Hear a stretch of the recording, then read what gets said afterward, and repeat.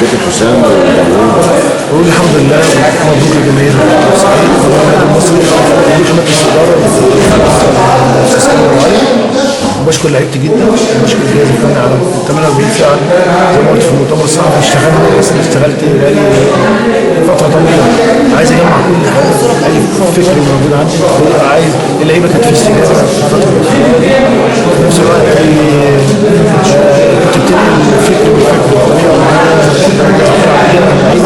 فريق النادي المصري الفكر ده عايز البدايه ما حدش يقدر يحلم بيها لكن تتمناها من الله ان دعيت ان تبقى البدايه كده ولو لا قدر الله كان شدينا جون كنت حاسس ان راضي على اداء اللعيبه. طيب كابتن حسام السنه اللي قبل اللي فاتت وفي تجربه مشابهه مع نادي الزمالك من المركز ال 14 للمنافسه على الدوري، النهارده المصري 22 نقطه مش بعيد لسه له ماتش متاكد. هل ان شاء الله هنشوف التجربه دي تاني؟ ان شاء الله طبعا انا بتمنى يمكن ده طموحاتي في كل فرقه ما بالك نادي المصري بالامكانيات اللي موجوده باضافات معينه. نادي المصري مش اقل من الفرق اللي تكون موجوده في احسن 4 فرق في الدوري لكن محتاجه شغل والدوري طويل.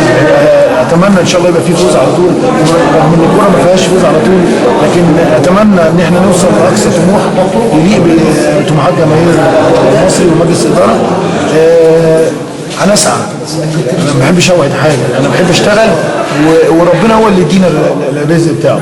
يعني النهارده اشتغلنا كنت اتمنى الفوز وبسعى للفوز فربنا يعني حسيت ان ادانا على قد مجهودنا فبالتالي هنسعى للمكسب. النتيجه بقى بتاعت ربنا ان شاء الله والمراكز المتقدمه دي هنسعى ليها تحقيق طموح النادي المصري ولكن بعد توفيق ربنا ان شاء الله. النهارده احنا شفنا اكتر من لعيب كان باين حتى ان هو تحرر من بعض القيود زي مثلا احمد فوزي كنا بنشوفه بيزيد قدام قوي وفي الوقت اللي كابتن حسام البدري بينزل ديفندر وبدا يعمل الخروج بالتعادل وحضرتك كنت بتنزل فراوده الكابتن حسام بدري طبعا يعني اكيد ليه طريقه وليه وجهه نظر.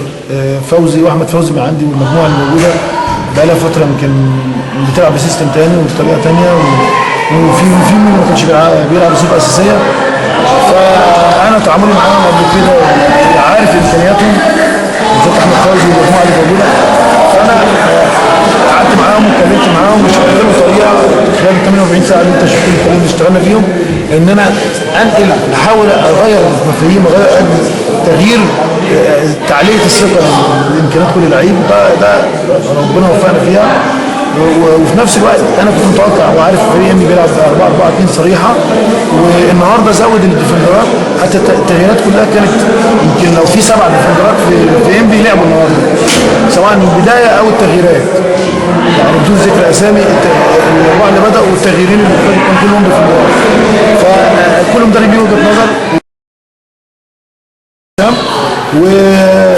وانا ما كنتش بلعب فرقه سهله ومعاها فريق كويس ومعاها جهاز انا بحترمه جدا الكابتن حسام بدري والمجموعه اللي معاه. طب ماتش الاسماعيلي ووقت ضيق و4 ايام لسه بتتاثر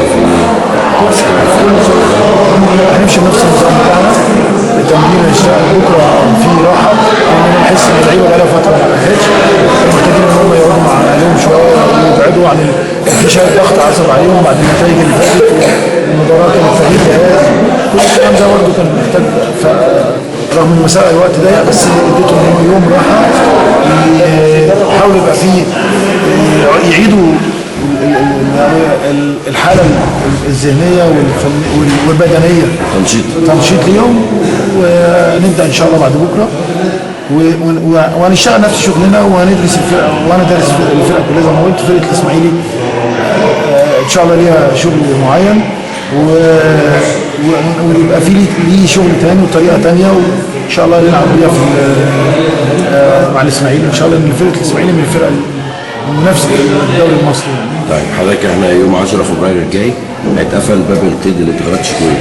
هي كابتن حسام وكابتن ابراهيم وكابتن طارق دايما معودين ان انتوا بتروحوا في اي نادي بيبقى اصلا عينيكم على لعيب واكتر لتدعيم فريقه. فالنهارده هل كابتن حسام في خلال 20 يوم الفاضلين عنده حد معين يدعم بيه من النادي المصري؟ عندي وجهه نظر معينه وان شاء الله لما الاستاذ كامل يجي ومجلس الاداره والعاطف والمجموعه كلها هنقعد نتكلم ونشوف الامكانيات الناس اللي ممكن تيجي وامكانيات النادي ايه.